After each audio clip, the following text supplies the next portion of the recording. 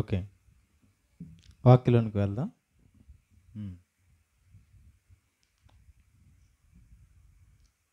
ఈరోజు దేవుని గ్రంథంలో నుంచి బైబిల్ అనేది మత పుస్తకం కాదని, బైబిల్ అనేది సృష్టికర్త పుస్తకం అని మనం ఎన్నో సందర్భాల ద్వారా, బైబిల్లో రాయబడిన ఎన్నో మాటల ద్వారా మనం ఇంతకుముందే తెలుసుకున్నాం. మత పుస్తకం అయితే ఎన్ని విషయాలు ఉంటాయా? మత పుస్తకం అయితే ఈరోజు సమాజంలో జరిగే వాటిని తెలియజేస్తుందా? ఈరోజు ఏవైతే ఆచారాలు, సాంప్రదాయాలు ఏవైతే చేస్తున్నారో అవన్నీ బైబిల్లో రాయబడిన సంగతులే ఈరోజు సమాజం చేస్తుందని మనం ఇంతకుముందు పాఠాల్లో నేర్చుకున్నాం. ఈరోజు మరికొన్ని విషయాలు మనం నేర్చుకుందాం. ముందుగా దేవుని గ్రంథాన్ని చదివేటప్పుడు కానీ, ప్రకటించేటప్పుడు కానీ ఎలా చదవాలి, ఎలా నేర్చుకోవాలి దేవుని గ్రంథాన్ని? ఈ బైబిల్ అనే ఈ జ్ఞానం, ఈ మహాజ్ఞానం మనకి తెలియచేయబడాలి, మనం గ్రహించాలంటే బైబిల్ని ఎలా చదివితే, ఎలా ప్రకటిస్తే ఇతరులకు అర్థమవుతుందో నెహెమ్యా గారు మంచి మాట చెప్తున్నారు. చూడండి, నెహెమ్యా గ్రంథం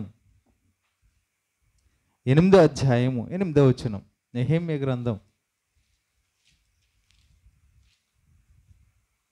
8వ అధ్యాయము 8వ వచనం. ఇటీవలనే వారు దేవుని గ్రంథమును స్పష్టంగా చదివి వినిపించి జనులు బాగుగా గ్రహించినట్లు దానికి అర్థము చెప్పిరి. దేవుని గ్రంథంలో ఉన్న మాటలు చెబుతున్నప్పుడు కానీ, చదువుతున్నప్పుడు ఎలా చేయాలంట? దేవుని గ్రంథం, బైబిల్ అనేది దేవుని గ్రంథం, దాన్ని స్పష్టముగా చదివి ప్రతి అక్షరం యొక్క భావం, ఆ పదాల యొక్క భావం ఏంటి అని తెలుసుకొని చదివి వినిపించి జనులు బాగుగా గ్రహించినట్లు దాని అర్థం చెప్పాలి. ఏదో మనం నేర్చుకున్నాం కదా అది చెప్పేయాలన్న ఆలోచనలో దేవుని గ్రంథాన్ని ఇప్పుడు చెప్పకూడదు. వారు గ్రహించినట్లుగా, చెప్పేవారు గ్రహించినట్లుగా కాదు.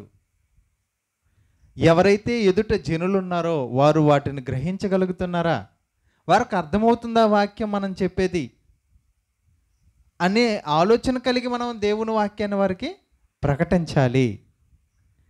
చెప్పేవారికి ఎలాగో అర్థమవుతుంది, కానీ వినేవారికి అర్థమవుతుందా? అలా చెప్పగలుగుతున్నామా అని ఖచ్చితంగా పరిశీలన చేసుకోవాలి. చాలామంది వాక్యం ఎవరు ఎదుట చెబుతున్నాం అనుకుంటున్నారంటే మనుషులకు చెబుతున్నాం అనుకుంటున్నారేమో, కానీ దేవుడు ఏమంటున్నాడు తెలుసా? నీ వాక్యాన్ని ఎవరు ఎదుట ప్రకటిస్తున్నావో తెలుసా, నువ్వు ఎలా ఉండాలో తెలుసా అంటూ తిమోతి పత్రికలో అపోస్తులైన పౌలు తిమోతి గారికి రాస్తున్నారు. చూడండి ఒకసారి, తిమోతికి రాసిన పత్రిక, తిమోతికి రాసిన 2వ పత్రిక 2వ అధ్యాయం 15వ వచనం. తిమోతికి రాసిన 2వ పత్రిక 2వ అధ్యాయం 15వ వచనంలో, దేవుని ఎదుట యోగ్యునిగాను, సిగ్గుపడనక్కరలేని పనివానిగాను, సత్యవాక్యమును సరిగా ఉపదేశించువానిగాను నిన్ను నీవే దేవునికి కనపరుచుకొనుటకు జాగ్రత్త పడు. మనుషుల ఎదుట మాత్రమే కాదు, దేవుడు నిన్ను చూస్తున్నాడు, ఆయన ఎదుట నువ్వు వాక్యాన్ని ప్రకటిస్తున్నావు. ఏదో మన ఆలోచనలు అందులో పెట్టి మనం అనుకున్న దాని వైపు వాక్యాన్ని త్రిప్పకూడదు. వాక్యం ఏం చెబుతుందో, దేవుడు ఏం చెప్తున్నాడు అదే సమాజానికి చెప్పాలి.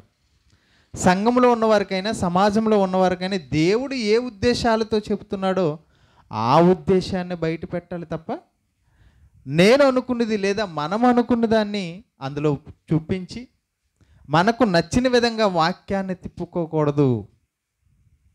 దేవుని ఎదుట యోగ్యునిగా, సత్యవాక్యాన్ని సరిగా విభజించువానిగా ఉండాలి. సో దేవుని వాక్యం ఇది, దేవుని మాట, దేవుని గ్రంథం. బైబిల్ అనేది క్రైస్తవుల మత పుస్తకం కాదు. ఏ గ్రంథం ఇది? దేవుని గ్రంథం, దేవుని మాటలు కలిగిన గ్రంథం, దేవుని మనసులోని మాటలు ఇవి. సమాజానికి అవసరమైన మాటలు ఇవి. అందులో కొన్ని విషయాలు మనం నేర్చుకుందాం. ఈరోజు ఉద్యోగాలు చేసేవారికి, పనులు చేసేవారికి, నెలసరి ఆదాయం సంపాదించుకునే వారికి వారానికి ఒక రోజు సెలవిస్తారు. దాన్ని వీక్ ఆఫ్ అంటారు. ఎక్కువ శాతం ఆదివారం ఇస్తారు.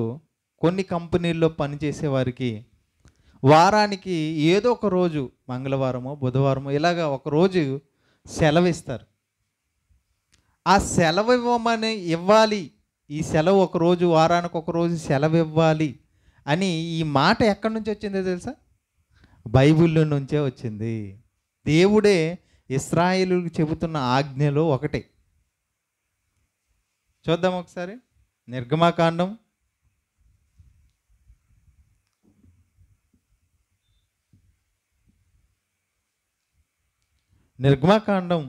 23వ అధ్యాయము. నిర్గమాకాండం 23వ అధ్యాయము 12వ వచనం.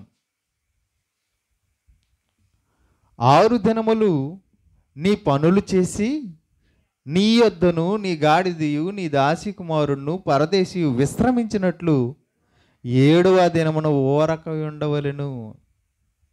6 దినాలే పని చేయాలి, ఒక దినం వారానికి సెలవివ్వాలి అని ఈ ఆజ్ఞ దేవుడు ఇశ్రాయేలుకి ఇస్తున్నాడు. దానినే ఈరోజు సమాజం అంతా పాటిస్తుంది. దాన్నే వీక్ ఆఫ్ అంటారు. ఆ వీక్ ఆఫ్ ఇవ్వడం వల్లే కొంచెం రెస్ట్ దొరుకుతుంది ఉద్యోగం చేసేవారికి.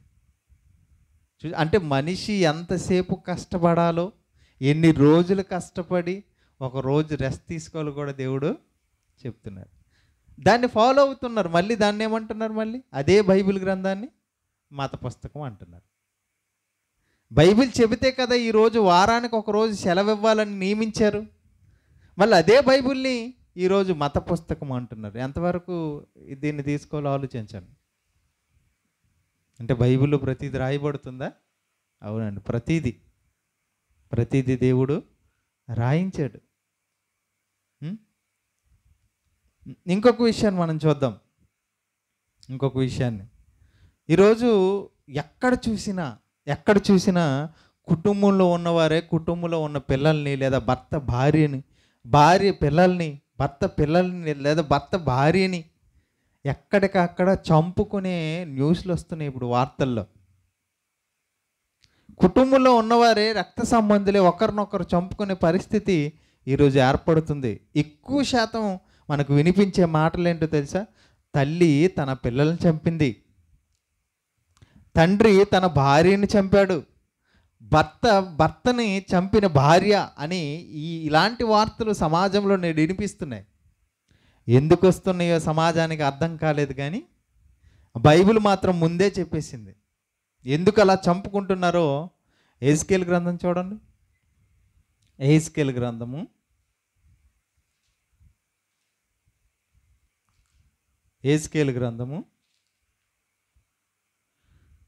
16వ అధ్యాయం 38వ వచనం. ఎహెజ్కేలు గ్రంథము 16వ అధ్యాయం 38వ వచనం. జారినులై హత్యలు జరిగించు స్త్రీలకు అంటున్నాడు. జారినులై హత్యలు జరిగించు స్త్రీలకు. స్త్రీలు ఎందుకు ఈరోజు తన పిల్లల్ని లేదా తన భర్తని చంపుతున్నారో తెలుసా? జారినులై అంటే తన భర్తతో కాపురం చేయకుండా అక్రమ సంబంధాలు పెట్టుకొని, ఆ విషయం ఎవరికైనా తెలిసిపోతుందేమో, ఈ పిల్లలకు తెలిసి వీరు తండ్రితో చెప్తే ఇబ్బంది కలుగుతుందేమో, తర్వాత ఏం జరుగుతుందో వీరిని ముందు చంపేయాలి. నా భార్య తన ప్రియుడితో ఉండాలంటే అడ్డుగా ఎవరున్నారు? భర్త ఉన్నాడు, పిల్లలు ఉన్నారు. కనుక వారిద్దరిని ఏం చేసేయాలి? చంపేయాలని ఈరోజు అనేక హత్యలు జరుగుతున్నాయి స్త్రీల ద్వారా. ఎందుకు? జారినులే హత్యలు జరిగిస్తున్నారు స్త్రీలు. తమ శరీరంలో పుట్టే కోరికలను తమ భర్తతో కాక ఇదిగో ముందుగానే ప్రేమిస్తూ లేదా శరీరాన కోరికలకు అలవాటు పడి తమ ఇంటి వారినే చంపుకునే పరిస్థితి. ఎందుకంట? జారినులు అంటే తన సొంత భర్తతో ఉండడానికి ఇష్టం లేని ఇలాంటి స్త్రీలు తమ భర్తలను, తమ పిల్లలను చంపుకుంటున్నారు. ముందే చెప్పిందా బైబిల్? ముందే చెప్తుందండి బైబిల్. ఈరోజు మన ప్రాంతాల్లో చాలా నదులు ఉన్నాయి, అవునా? చాలా నదులు మన కళ్ళ ముందు చూస్తున్నాం. మన భారతదేశంలో కానీ ప్రపంచవ్యాప్తంగా కానీ ఎన్నో నదులు ఉన్నాయి. ఈ నదులు ఎలా పుట్టాయి? దేవుడు సముద్రాన్ని కలుగు చేశాడన్న సంగతి మనకు తెలుసు, జలములను వ్యాపింపజేశాడని మనకు తెలుసు. కానీ ఈ సముద్రాలు ఎలా వచ్చాయి, సముద్రాలు ఎలా వచ్చాయో మనకు తెలుసు. కానీ ఈ నదులు ఎలాగ ఏర్పడ్డాయి? ఏది తెలియాలన్నా ఎక్కడికి రావాలి? బైబిల్ దగ్గరికి రావాలి. బైబిల్ ఏం చెప్తుంది? దేవుడు నదులను ఎలా ఏర్పాటు చేశాడు చూడండి. హబక్కూకు గ్రంథం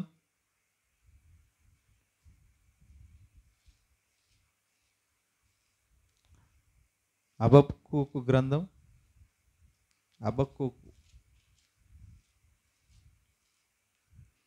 హబక్కూకు గ్రంథం 3వ అధ్యాయం 10వ వచనం. హబక్కూకు గ్రంథం 3వ అధ్యాయం 9వ వచనం చివరి లైన్ చదవగలిగితే, భూమిని బద్దలు చేసి నదులను కలుగు చేయుచున్నావు. దేవుడు నదులను ఎలాగ ఏర్పాటు చేశాడంట? భూమిని బద్దలు చేశాడంట. అందుకోసమే నదులు ఎంత పెద్దవి ఉంటాయి? భూమి బద్దలైపోయింది. ఇంత లోత, ఇంత వెడల్ప ఎలా కలిగింది? దేవుడు బద్దలు చేశాడంట భూమిని. చూసా? అంటే నదులు ఎలా కలిగాయో దేవుడు రాపించాడు. ఎందుకంటే సృష్టికర్త ఆయన కనుక. సృష్టికర్త పుస్తకం బైబిల్, మత పుస్తకం కాదు, సృష్టికర్త అయిన దేవుని పుస్తకం ఇది. అందుకోసమే ప్రతి దాన్ని దేవుడు తన గ్రంథంలో రాయించాడు. ఇంకా చూడండి, ఒక యుద్ధం జరుగుతుంది అనుకోండి, ఒక పెద్ద సైరన్ వినబడుతుంది. మీరు వినలేదేమో ఇప్పుడు. సినిమాల్లో అంటే మనకు చూపిస్తుంటారు చూడండి, పెద్ద బోర ఒకటి మోగుతుంది కదా. ఏ భాష వాడినైనా, ఏ ప్రాంతం వారినైనా కంట్రోల్ చేయాలంటే, ఒక మార్గంలో పెట్టాలంటే, స్కూల్లో కానీ లేదా ట్రాఫిక్ పోలీసులు కానీ ఒక దానిని ఉపయోగిస్తారు. అదేంటో తెలుసా? విజిల్. స్కూల్లో పిల్లలు లైన్ మీద వెళ్ళాలనుకోండి, ఏం చేస్తాడు teacher? Drill sir, PET sir ఏం చేస్తారు? ఎంతో దూరంలో ఉన్నవాడిని మాటతో పిల్లడు ఏం చేస్తాడు? విజల్ వేసేసరికి వాళ్ళకి అర్థమైపోద్ది, నేను చేస్తుంది ఏదో తప్పు ఉన్నట్టుంది, సార్ నన్ను పిలుస్తున్నాడు. ఎలా తెలిసింది వాళ్ళకి? విజల్ ద్వారా. ఈ విజల్ పద్ధతి ఎక్కడి నుంచి వచ్చింది తెలుసా? బైబిల్ నుంచే. తెలుసా? చూడండి, ఎహెజ్కేలు గ్రంథం, ఎహెజ్కేలు గ్రంథం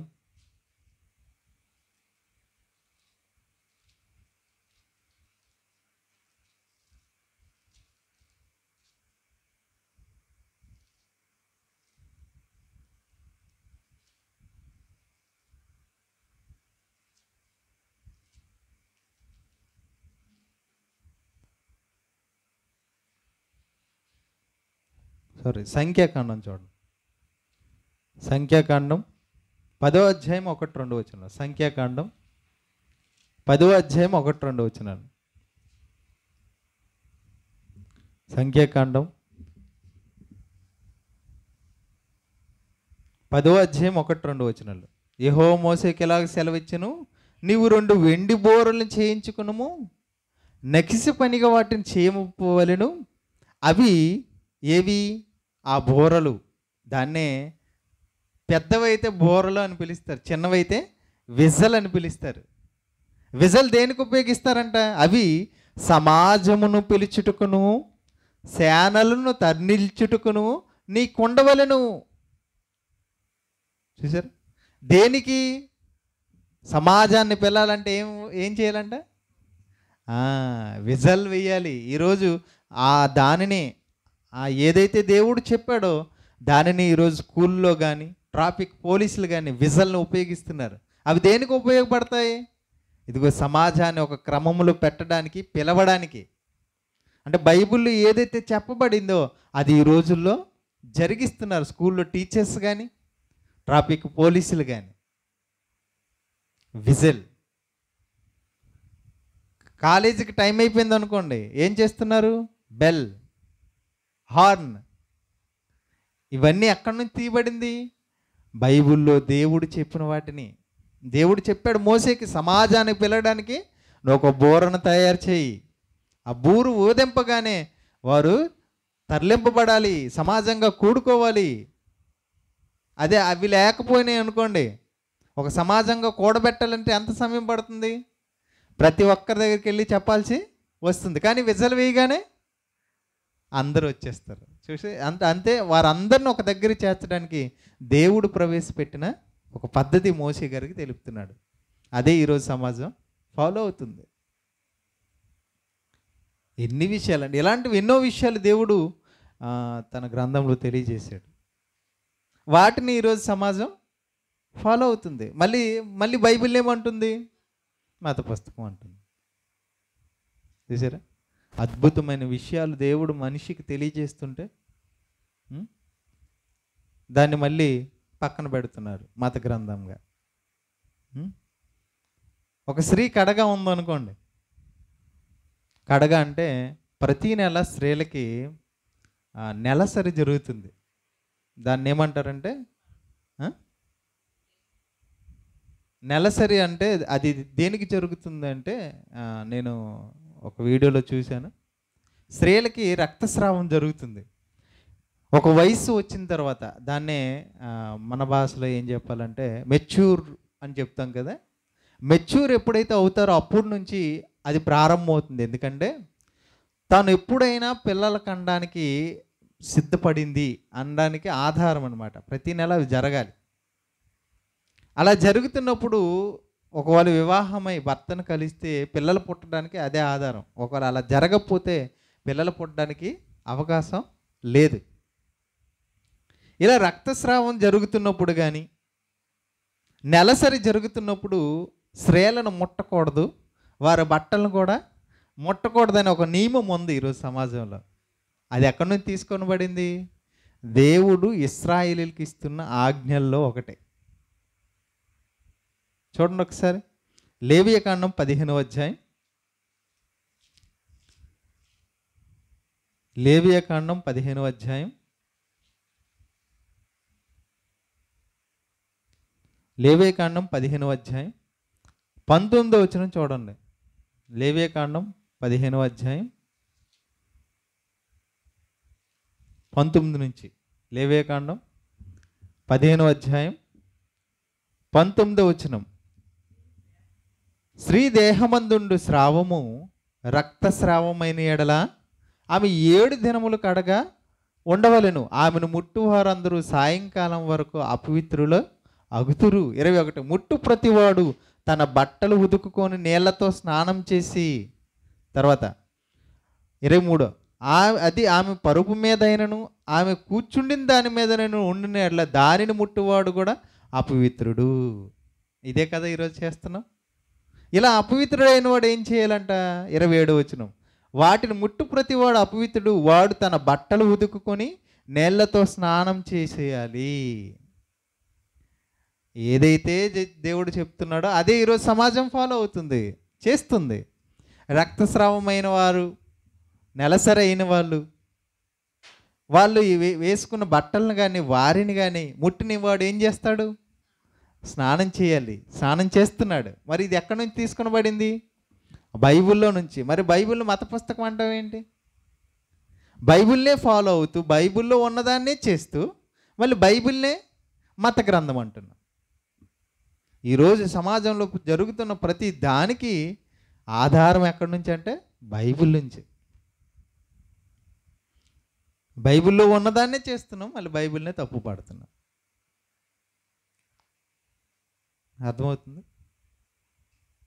అలాంటి ఎన్ని విషయాలు బైబిల్లో రాయబడ్డాయండి. ఇంతకుముందు మనం కొన్ని విషయాలు మనం చదువుకున్నాం కదా, ఇప్పుడు కొన్ని విషయాలు చదువుకుంటున్నాం.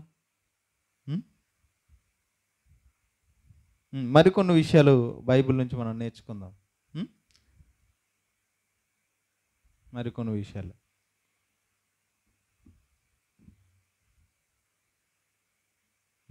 ఓకే.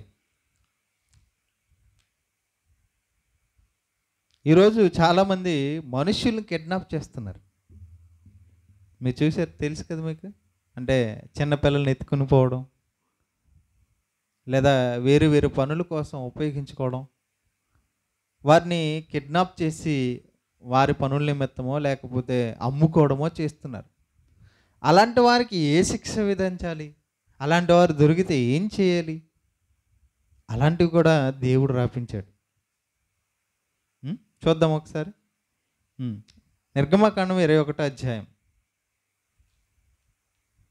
నిర్గమకాండం 21వ అధ్యాయం 15వ వచనం చదువుదాం.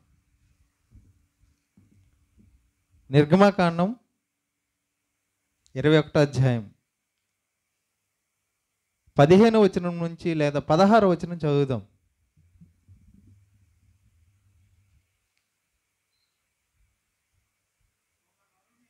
ఒక నరుని దొంగిలించి అమ్మినను తన యొద్ద నుంచుకునిను వాడు నిశ్చయముగా మరణశిక్ష నొందును.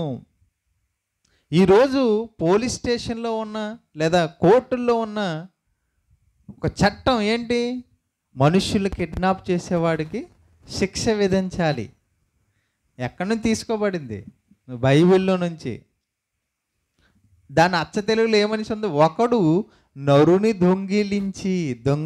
దొంగిలించడం. నరుని దొంగిలించడం అంటే కిడ్నాప్. దొంగిలిస్తే తన యొద్ద ఉన్నా వాడు అమ్ముకున్నా, అంటే ఎందుకు వాడిని దొంగిలిస్తున్నాడు? అమ్మడానికైనా లేదా తన దగ్గరే ఉంచుకొని తాను అనుకున్నది వాడి మీద చేయడానికి. అది స్త్రీనైనా పురుషుడినైనా. వాడు తన అవయవాలు తీసి వాటిని అమ్ముకోవచ్చు, లేదా వ్యక్తిని వేరే దేశాలకి అమ్మేయవచ్చు. చాలామంది ఈరోజు వయసులో ఉన్న స్త్రీలను కానీ చిన్నపిల్లలను కానీ లేడీస్ని కిడ్నాప్ చేసి వ్యభిచారపు దీనిలోనికి వదిలేస్తున్నారు, వారిని అమ్మేస్తున్నారు వ్యభిచారానికి. వేరే దేశంలో ఉన్న పెద్ద పెద్ద డబ్బున్న వారికి ఈ కిడ్నాప్ చేసిన వారిని అమ్ముతున్నారు పని చేయించుకోవడానికి. అందుకని చాలామంది చిన్నపిల్లలు తప్పిపోతుంటారు, అంటే వీళ్ళు కిడ్నాప్ చేసి ఏం చేసుకుంటున్నారు? వీళ్ళు డబ్బుల కోసం అమ్ముకుంటున్నారు. ఎవరైతే ధనవంతులు ఉన్నారో వారిని కొనుక్కుని, స్త్రీలని పురుషుల్ని కొనుక్కొని వారి పనుల నిమిత్తం ఉపయోగించుకుంటారు. వారుగా పనిలోకి వెళ్ళడం వేరు, ఒకడు వీరిని తీసుకెళ్ళి వెళ్ళి అమ్మేయడం వేరు. అటువంటి వారికి ఏ శిక్ష విధించాలో కూడా బైబిల్ చెప్పింది. అంటే అలా ఉండకూడదు, అలాంటివి చేయకూడదు అని దేవుడు ముందు నుంచే చెబుతున్నాడు అనమాట. పిల్లలు తల్లిదండ్రులు ఎలా ఉండాలి? వారు పెద్దవారు అయినప్పుడు తర్వాత ఈరోజు చాలామంది పిల్లల్ని పెంచిన తల్లిదండ్రులని వారు వయసు వచ్చిన తర్వాత తన తల్లిదండ్రుల్ని పట్టించుకోకపోవడమే కాకుండా తాగి తల్లిదండ్రులు కొట్టిన వారు చాలామంది ఉన్నారు. ఒకవేళ ఆస్తి కోసం కూడా కొంతమంది తన తల్లిదండ్రులు కొట్టినవారు, చంపినవారు కూడా ఉన్నారు. చంపే ముందు కూడా వారి యొక్క ఫింగర్ ప్రింట్స్, వేలుముద్ర తీసుకుని ఆస్తిని కాజేసేవారు కూడా ఉన్నారు. అలాంటి వారు ఉంటే దేవుడు ఏం చేయమన్నాడు తెలుసా? చూడండి ఒకసారి. 21వ అధ్యాయం నిర్గమకాండం 15వ వచనం. నిర్గమకాండం 21వ అధ్యాయం 15వ వచనం. తన తండ్రినైనను తల్లినైనను కొట్టువాడు నిశ్చయముగా మరణశిక్ష నందును. తండ్రినైనా తల్లినైనా నువ్వు కొట్టావా, నువ్వు శపించావా? కింద 17వ వచనంలో తన తండ్రినైనను తల్లినైనను శపించేవాడు నిశ్చయంగా మరణశిక్ష నందు. అంటే ఎంత కష్టంగా కఠినంగా దేవుడు ఎందుకు ఇచ్చాడు? యూదులు ఇశ్రాయేలీలు అంత కఠినంగా బ్రతికారు కాబట్టి తల్లిదండ్రులు కూడా పక్కన పెట్టేసేవారు. ఈరోజు సమాజంలో అలాగే ఉన్నారు. అలాంటి వారిని దేవుడు ఏం చేయమన్నాడు తెలుసా? తల్లిదండ్రులు తిట్టిన వాడినైనా, శపించిన వాడినైనా, కొట్టిన వాడినైనా మీరు ఏం చేయండి? చంపేయండి. అంటే ఎందుకు ఇంత కఠినంగా దేవుడు ఆజ్ఞలు ఇస్తున్నాడు అంటే, ఒకడు జరిగితే ఇంకొకడు మారుతాడు. చూడండి, స్కూల్లో పిల్లలందరూ అల్లరి చేస్తున్నారు అనుకోండి, అందరికి టీచర్ కొడతాడా? అందులో ఎక్కువ అల్లరి చేసిన వాడు నిలబెట్టి కొడతాడా? ఎందుకు ఒక్కడికే కొడతాడు ముందు? ఒక్కడ కొడితే మిగతా వాళ్ళందరూ ఏమైపోతారు? సైలెంట్ అయిపోతారు కదా. దేవుడు కూడా అందుకోసం అంటే ఒకడు చేస్తే శిక్ష వెంటనే విధిస్తే వాడు ఏమవుతాడు? నెక్స్ట్ చేయకుండా ఉంటాడు. అది దేవుని ఉద్దేశం. ఈరోజంటే సమాజం అంతా ఇంత దారుణంగా పాపం చేయడానికి కారణం ఏంటో తెలుసా? ఇన్ని రకాల పాపాలు చేస్తున్న వీళ్ళకి ఎందుకు వారు ఇంకా దారుణంగా ప్రవర్తిస్తున్నారో తెలుసా? పాపానికి తగిన శిక్ష శీఘ్రంగా రాకపోవడమే దీనికి కారణం. చేసిన వెంటనే, తప్పు చేసిన వెంటనే దేవుడు శిక్ష విధిస్తే అలా భూమి మీద బ్రతికేవారు ఎవరు ఉంటారా? తప్పు చేసిన వెంటనే దేవుడు శిక్ష విధిస్తే ఈరోజు పాపం అనేది ఉండదు, మనుషులు కూడా ఉండరు. ఎందుకు? ప్రతి ఒక్కడు ఎన్నో పాపాలు చేస్తాడు. ఇప్పుడు చేతితో చేసిన పాపానికి వెంటనే చేయి పడిపోయింది అనుకోండి, చేస్తాడా? చేయడం వల్ల ఉన్నాయండి. ఒక చేయి పడిపోయింది, ఇంకో చేతితో చేస్తాడు. ఆ చెయ్యి కన్నుతో చేస్తాడు, ముక్కుతో చేస్తాడు, నోటితో చేస్తాడు, శరీరం మొత్తంతో చేస్తాడు. అంటే వెంటనే పోతారనమాట మనుషులు. ఇదే మాట ప్రసంగిలో రాయబడింది, ఒకసారి చూడండి. మనుషులంట బరి తెగించి ఈరోజు తప్పులు చేయడానికి కారణం ఏంటి? చూడండి, ప్రసంగి గ్రంథం 8వ అధ్యాయం 11వ వచనం. ప్రసంగి గ్రంథం 8వ అధ్యాయం 11వ వచనం. దుష్క్రియకు తగిన శిక్ష శీఘ్రముగా కలుగబోవుట చూచి మనుష్యులు భయము విడిచి హృదయపూర్వకంగా దుష్క్రియలు చేదురు. ఎప్పుడైతే దేవుడు వెంటనే శిక్ష విధించట్లేదో మనుషులు హృదయపూర్వకంగా పాపం చేస్తున్నారంట. పాపం చేసిన వెంటనే శిక్ష వస్తే మనుషులు భయం. అది ఇశ్రాయేలు జనాంగంలో జరిగింది. తప్పు చేసిన వెంటనే శిక్ష వచ్చేది. మరి ఎందుకు దేవుడు వెంటనే ఇప్పుడు శిక్ష విధించట్లేదంటే ఎవడూ మంచివాడు కాదు. ఒకవేళ దేవుడు శిక్ష విధిస్తే అందరూ ఈ భూలోకాన్ని విడిచిపెట్టి పోతారు. కానీ వారికంటూ ఒక ఆయుష్కాలం ఇచ్చాను కదా, ఆ ఆయుష్కాలం వరకు ఎదురు చూస్తాను. ఒకవేళ వాడికి ఇచ్చిన 70-80 సంవత్సరాల్లో వారు మారుతారేమో. చివరి క్షణాల్లో అయినా నా వైపు తిరిగాడంటే వాడిని నేను రక్షించుకుంటాను. దుష్టుడు మరణం నొందుడి చేత నాకేం సంతోషం? వాడు అలాగే దుష్టత్వంలో ఉండి చనిపోవడం నాకు ఇష్టం లేదు కదా. నేను వారి తండ్రిని, వారు నా యొద్దకు రావాలి. అందుకోసం దేవుడు వెంటనే శిక్ష మనకి వేయడం లేదండి. సమాజం ఎన్ని తప్పులు చేస్తున్నా దేవుడు ఎందుకు కనికరం కృప చూపుతున్నాడంటే మనల్ని ప్రేమిస్తున్నాడు కనుక. ఇలాంటి మాటలు సమాజంలోకి చెప్తుంటే దీన్ని ఏమంటున్నారు? మత పుస్తకం అనుకోండి. బైబిల్ అనేది మత పుస్తకం కానే కాదు. అర్థమవుతుందా? చివరికి ఒక మాట, మన పైన ఎవరైనా ఉద్యోగం చేసేవారి పైన అధికారులు ఉంటారు, పని చేసేవారి పైన అధికారులు ఉంటారు. వారు ఒక్కొక్కసారి మన మీద కోపపడతారు. కోపపడేటప్పుడు మనం ఏం చేస్తాం? నేను ఎంత పని చేసినా నన్నే అంటారా? అందరి ముందు నన్ను తక్కువ చేసి అవమానపరిచాడు కనుక నేను దీన్ని విడిచిపెట్టాలి, ఈ జాబ్కి రిజైన్ చేయాలనుకుంటారు. తర్వాత ఎన్నో ఇబ్బందులు పడతారు. అప్పుడు దేవుడు ఏం చెప్తున్నాడు తెలుసా? అలా చేసేటప్పుడు నువ్వు ఓర్పు కలిగి ఉండు అంటున్నాడు దేవుడు. ఒకసారి చూడండి, ప్రసంగి గ్రంథం 10వ అధ్యాయం, ప్రసంగి గ్రంథం 10వ అధ్యాయం 4వ వచనం. ప్రసంగి గ్రంథం 10వ అధ్యాయం 4వ వచనం. ఏలివాడు నీ మీద కోపపడిన యెడల నీ ఉద్యోగము నుండి నీవు తొలగిపోకుము. నీకు ఇవ్వబడిన ఉద్యోగం నుంచి నువ్వు తప్పిపోకూడదు. ఏలివాడు అంటే అధికారి, ఆయన డబ్బులు ఇస్తున్నారు కనుక ఏదో ఒక మాట అంటాడు. మాట అన్నాడు కదా అని నువ్వు పౌరుషం తెచ్చుకొని నువ్వు విడిచిపెట్టావు అనుకో, నీకే నష్టం జరుగుతుంది. ఆయన నువ్వు కాకపోతే ఇంకొకడు వస్తాడు నీలాంటి వాడు ఉద్యోగం చేయడానికి. కానీ నీకు ఉండేది నీ కుటుంబాన్ని పోషించుకోవడానికి, అది ఒక్కటే ఉద్యోగం. ఎన్నో సంవత్సరాల నుంచి చేసి ఒక మాటకి ఎందుకు ఆవేశపడి నిర్ణయాలు తీసుకోకు. అప్పుడు దేవుడు ఏం చెప్తున్నాడంటే, ఇదిగో ఓర్పు గొప్ప ద్రోహ కార్యములను జరగకుండా చేయను. ఓర్పు గొప్ప ద్రోహ కార్యములు జరగకుండా చేయను. అంటే ఇలాంటివి జరిగేటప్పుడు ఓర్పును, నీ సహనాన్ని చూపించు. అప్పుడు నీకు నెలసరి ఆదాయం వస్తుంది. ఉద్యోగం చేస్తున్న మీ పై అధికారి తర్వాత ఏదో ఒక రోజు వచ్చి నీ దగ్గర క్షమాపణ అడుగుతాడు నీకు.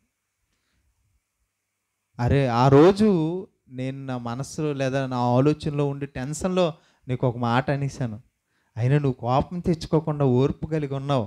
ఇదిగో నేను నిన్ను పై అధికారిగా ప్రమోట్ చేస్తున్నాను, నేను నీకు ఇంకా ఉన్నతమైన ఉద్యోగాన్ని ఇచ్చే అవకాశం ఉంది. నీ ద్రోహ కార్యాలు జరగకుండా నీ ఓర్పు, నీ సహనం కాపాడుతుంది. కాబట్టి మీ పైన ఉన్న అధికారులైనా ఎవరైనా ఒక మాట అన్నారనుకోండి, వెంటనే నిర్ణయాలు తీసుకోకూడదు. ఇప్పుడు కోప్పడి ఉద్యోగాన్ని విడిచిపెట్టుకోకూడదు. ఓకేనా? ఇలాంటి అంటే ఒక మనిషిని మంచి మార్గంలో నడిపించి ఒక మనిషికి కావాల్సిన ప్రతిదాన్ని తెలియజేస్తుందే ఈ బైబిల్ గ్రంథం. బైబిల్ అంటే ఇది ఎవరి గ్రంథం? దేవుని గ్రంథం. మత గ్రంథం కానే కాదు. మతం అనుకొని చదివేవాడికి అసలు అర్థమవుతుంది దేవుని గ్రంథం. దేవుని గ్రంథంగా దీన్ని మనం ఆలోచిస్తే పూర్ణ హృదయం, మంచి మనస్సాక్షి కలిగి, సాత్వికమైన మనస్సు కలిగి, కల్మసాన్ని పక్కన పెట్టి, మనం విర్రవీగుచున్న దుష్టత్వాన్ని పక్కన పెట్టి ఈ గ్రంథాన్ని చదివామనుకోండి, బాగా లేఖనాలు మనకి అర్థమవుతాయి. అర్థమైన విషయాలను కొన్ని విషయాలు తెలుసుకున్నాం ఈరోజు. మరికొన్ని విషయాలు మరొకసారి మనం తెలుసుకుందాం. ప్రార్థన చేసుకుందాం.